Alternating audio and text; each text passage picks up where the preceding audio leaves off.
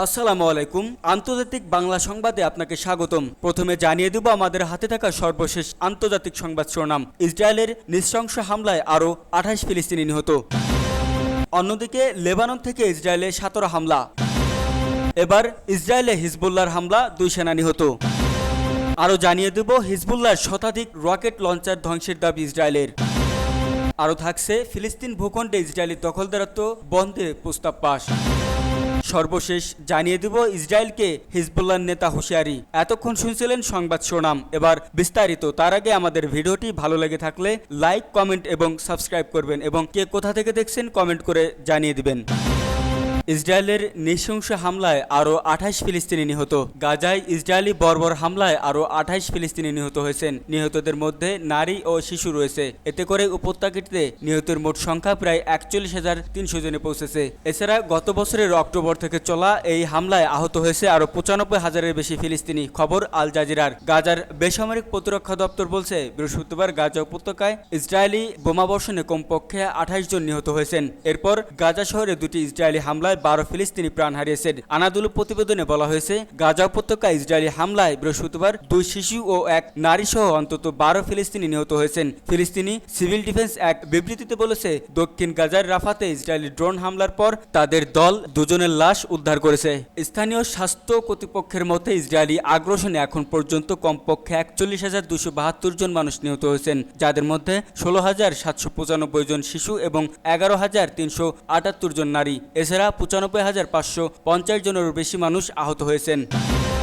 Lebanon থেকে ইসরায়েলে 17 হামলা। চরম মাত্রায় পৌঁছেছে লেবানন ইসরায়েলের উত্তেজনা। লেবাননের প্রতিরোধ যোদ্ধাদের পেজার ও ওয়াকিটকি বিস্ফোরণকে কেন্দ্র করে এই উত্তেজনা চরম আকার ধারণ করেছে। পাল্টাপাল্টি উত্তেজনার মধ্যে ইসরায়েলে 17টি হামলা চালিয়েছে লেবানন। শুক্রবার 20 সেপ্টেম্বর কাতার ভিত্তিক সংবাদ মাধ্যম আল জাজিরার এক প্রতিবেদনে তথ্য জানানো হয়েছে।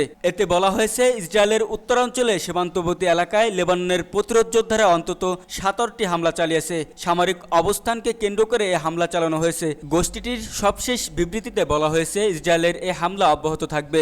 এসব হামলার বেশিরভাগ শুক্রবার সকালের দিকে চালানো হয়েছে। অন্যদিকে হিজবুল্লাহর অবস্থানকে কেন্দ্র করে হামলা চালিয়েছে ইসরায়েল। তারা জানিয়েছে বিভিন্ন জায়গায় হিজবুল্লাহর অবস্থানকে কেন্দ্র করে অন্তত 70টি বিমান হামলা চালানো হয়েছে। এর আগে পেজার বিস্ফোরণের ঘটনায় লেবাননের সশস্ত্র গোষ্ঠী হিজবুল্লাহ ইসরায়েলকে দায়ী করে প্রতিশোধ নেওয়ার প্রত্যয় জানিয়েছে। বুধবার 18 সেপ্টেম্বর এক বিবৃতিতে হিজবুল্লাহ বলছে এই হামলায় প্রতিশোধ গ্রহণে তারা অঙ্গীকারবদ্ধ।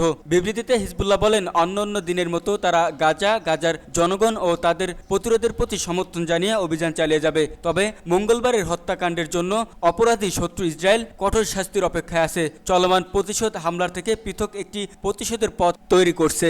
এছাড়া ইরানও ইসরায়েলের দিকে আঙ্গুল তুলেছে। দেশটির প্রেসিডেন্ট মাসুদ পেজিশকিয়ানের ওয়েবসাইটে বলা হয় পশ্চিমা শক্তি ও যুক্তরাষ্ট্র যে জওয়ানবাদীদের অপরাধ, গণহত্যা, গুপ্ত হত্যা সমর্থন করে তা পেজার বিস্ফোরণের ঘটনায় আবারও প্রমাণ করে।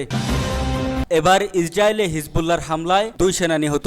লেবাননের সশস্ত্র গোষ্ঠী হিজবুল্লাহর ক্ষেপণাস্ত্র ও ড্রোন হামলায় 2 ইসরায়েলি সেনা নিহত এবং বেশ কয়েকজন আহত হয়েছেন। বৃহস্পতিবার 19 সেপ্টেম্বর ইসরায়েলের উত্তরাঞ্চলে এই হামলা চালানো হয়েছে বলে দাবি করেছে ইসরায়েলের প্রতিরক্ষা বাহিনী IDF। নিহত সৈন্যরা হলেন 43 বছর বয়সী মেজর নেইল ফার্সি এবং 20 বছর বয়সী সার্জেন্ট টোমার কারেন। IDF জানায় পশ্চিম গ্যালিলিয়ার ইয়ারা অঞ্চলের বাইরের হিজবুল্লাহ চালানো ড্রোন হামলায় ফারাসি নিহত হন। এ সময় আরেক সেনা গুরুতর আহত হন। অন্যদিকে কারেন নিহত হন হিজবুল্লাহ চালানো ক্ষেপণাস্ত্র হামলায়। লেবানন থেকে হিজবুল্লাহর 2টি ট্যাঙ্ক বিরোধী ক্ষেপণাস্ত্র সীমান্তের রামিম ব্রিজ এলাকায় একটি অবস্থানে আঘাত করলে কারেন নিহত হন। এ হামলায় আরও 8 সেনা আহত হন, যার মধ্যে ইসরায়েলের একজন অবস্থা গুরুতর।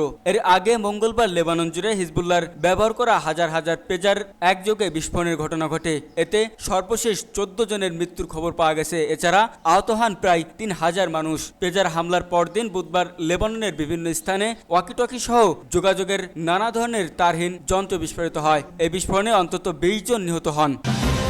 হিজবুল্লাহর শতাধিক রকেট লঞ্চার ধ্বংসের দাবি ইসরায়েলের। ইসরায়েল দক্ষিণ লেবাননে হামলা জোরদার করছে। লেবাননের সশস্ত্র গোষ্ঠী হিজবুল্লাহর সঙ্গে যুদ্ধের আশঙ্কার মধ্যে বেশ কয়েকটি বিমান হামলা চালিয়েছে তেল আবিব। হামলায় হিজবুল্লাহর 100টির বেশি রকেট লঞ্চার ধ্বংস করার দাবি করছে ইসরায়েলের প্রতিরক্ষা বাহিনী IDF। খবর আল জাজিরার। লেবাননের জাতীয় বার্তা সংস্থা জানিয়েছে ইসরায়েলি যুদ্ধ বিমানগুলো জেজিন এলাকার মাহমুদিয়া, কাশার আল আরুশ এবং বিরকেট জাম্বুর শহরগুলোর লক্ষ্য করে হামলা চালিয়েছে। 3টি অজ্ঞাতনামা লেবাননের নিরাপত্তা সূত্রবার্তা সংস্থা রয়টার্সকে জানায়, গত অক্টোবরে গাজায় যুদ্ধ শুরু হওয়ার পর থেকে ইসরায়েল এবং ইরান সমর্থিত হিজবুল্লাহর মধ্যে অন্তঃসীমান্ত গুলি বিনিময়ের সময় থেকে এটি সবচেয়ে তীব্র বোমা হামলা। এদিকে ইসরায়েলি সামরিক বাহিনী বলছে তাদের বিমান বাহিনী হিজবুল্লাহর 100টির বেশি রকেট লঞ্চার সেই সঙ্গে অন্যান্য অবকাঠামোতে হামলা চালিয়েছে। তবে এই হামলায় এখনও কোনো হতাহতের ঘটনা জানা যায়নি। বৃহস্পতিবার একটি বিবৃতিতে ইসরায়েলের প্রতিরক্ষা মন্ত্রী ইয়োভ গ্যালান্ট বলছে, সীমান্তে হিজবুল্লাহর হামলার ভয়ে যেসব বাসিন্দা বস্তুত হয়েছেন তাদের নিরাপদে ফিরিয়ে আনতে প্রয়োজনীয় সামরিক হামলা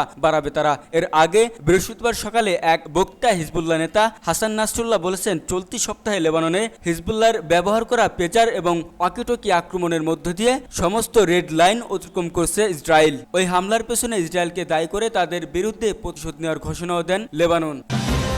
ফিলিস্তিনি ভূখণ্ডে ইসরায়েলি দখলদারত্ব বন্ধে প্রস্তাব পাস। ফিলিস্তিনি ভূখণ্ডে ইসরায়েলের দখলদারত্ব অবসানের আনুষ্ঠানিক দাবি জানিয়ে জাতিসংঘের সাধারণ পরিষদে এক প্রস্তাব পাস হয়েছে। প্রস্তাবে 12 মাসের মধ্যে দখলদারত্ব অবসানের সময় বেঁধে দেওয়া হয় এবং এটি বাস্তবায়ন করলে নিষেধাজ্ঞা আরোপের কথা বলা হয়। তবে গতকাল বুধবার পাশ হওয়া সাধারণ পরিষদে এ প্রস্তাবে আইনি বাধ্যকতা নেই। আন্তর্জাতিক বিচার আদালতে একটি পরামর্শমূলক মতামতের ভিত্তিতে এ প্রস্তাব গ্রহণ করা হয়। আদালত বলেছিলেন, 1967 সাল থেকে হওয়া ইসরায়েলি দখলদারত্ব বেআইনি। সাধারণ পরিষদের এ প্রস্তাবে পক্ষে ভোট পড়েছে 124টি, বিপক্ষে ভোট পড়েছে 14টি। ভোটদানে বিরত ছিল 43টি দেশ। এ প্রস্তাবকে ঐতিহাসিক বলে প্রশংসা করছেন ফিলিস্তিনি প্রতিনিধি। তবে ইসরায়েলের দাবি এ প্রস্তাব সহিংসতাকে উস্কে দেবে। প্রস্তাবটিকে বিকৃত ও বিদ্বেষপূর্ণ বলে মন্তব্য করছে দেশটি। ইসরায়েলকে হিজবুল্লাহ নেতার হুঁশিয়ারি। ইসরায়েলকে কড়া হুঁশিয়ারি বার্তা দিয়েছে ইরান সমর্থিত লেবাননের শক্তিশালী সশস্ত্র গোষ্ঠী হিজবুল্লাহর নেতা হাসান নাসরুল্লাহ। তিনি লেবাননে পেজার ও ওয়াকিটকি বিস্ফোরণের জন্য সরাসরি ইসরায়েলকে দায়ী করছে। ইসরায়েলের সকল ধরনের রেড লাইন অতিক্রম করছে বলে অভিযুক্ত করেন হিজবুল্লাহর এই নেতা। খবর বিবিসির। ইসরায়েলের এই হামলাকে নজিরবিহীন আঘাত হিসেবে উল্লেখ করেন তিনি। একই সঙ্গে অঙ্গীকার করছে হিজবুল্লাহ লড়াই চালিয়ে যাবে এবং এর ন্যায্য শাস্তি দেওয়া হবে। লেবাননে গত মঙ্গলবার ও বুধবারে হামলায় অন্তত 37 জন নিহত হয়েছেন, আহত হয়েছে 3000-এরও বেশি। তবে এসব হামলা দায় স্বীকার করেননি ইসরায়েল। ইসরায়েলি সামরিক বাহিনীর পক্ষ থেকে বলা হয়েছে, তারা হিজবুল্লাহর সন্ত্রাসী সক্ষমতা ও অবকাঠামো ধ্বংসের এবং উভয় ইসরায়েলি নিরাপত্তা নিশ্চিত করতে কাজ করছে। বৃহস্পতিবার ভাষণে হাসান নাসরুল্লাহ বলেন, শত্রুপক্ষ সকল নিয়ম, আইন এবং রেড লাইন অতিক্রম করছে। তারা নৈতিক, মানবিক, আইনগত সহ কোনো কিছুই পরোয়া করেনি। সরাসরি হুমকি দিয়ে নাসরুল্লাহ বলেন, তোমরা আবারও চ্যালেঞ্জ করছো, আমরা আবার চ্যালেঞ্জ নিচ্ছি। আমি নেতানিয়াহু এবং গ্যালান্টকে বলতে চাই, তোমরা কখনো লক্ষ্য অর্জন করতে পারবে না।